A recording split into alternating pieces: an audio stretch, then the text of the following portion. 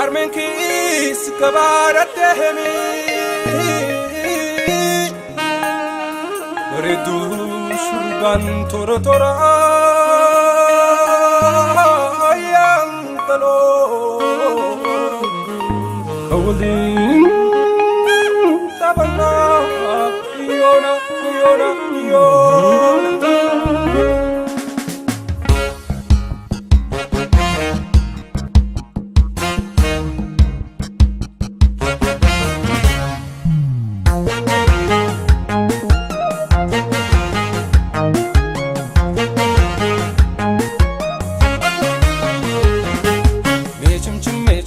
chumchume tinona tatoluna sirbime tinnosa tatoluna sirbime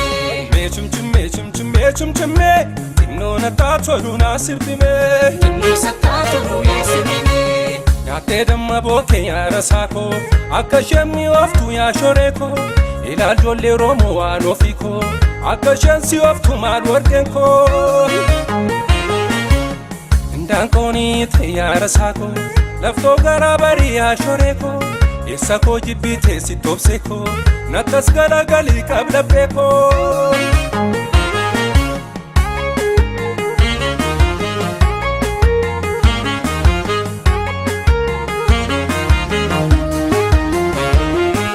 kalmalenya tuminani tana gudata bone samaru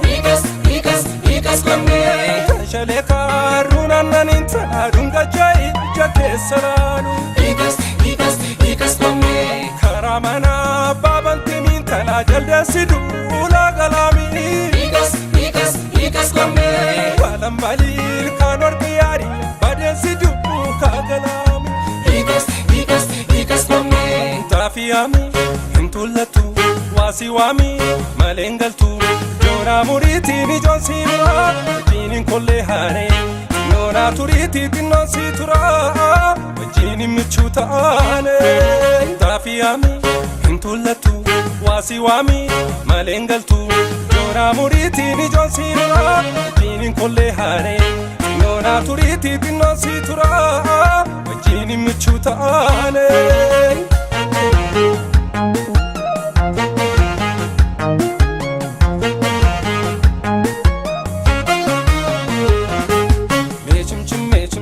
chumchume tinona tatoluna sirbime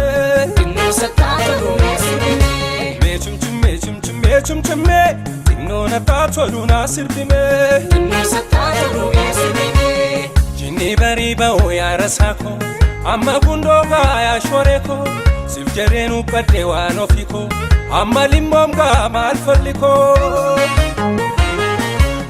ijare magorro yarasako kabandi gamore ya shoreko sijalem koto anofiko keni samore malfaliko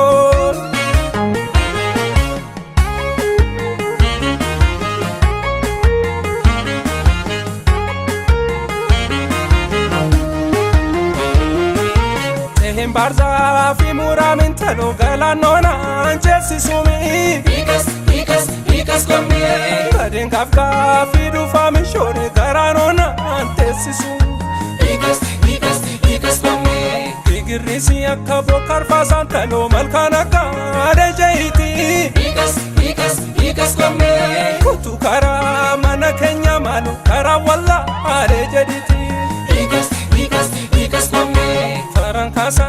dimbite min tala dalenala arabatami ikas kwamne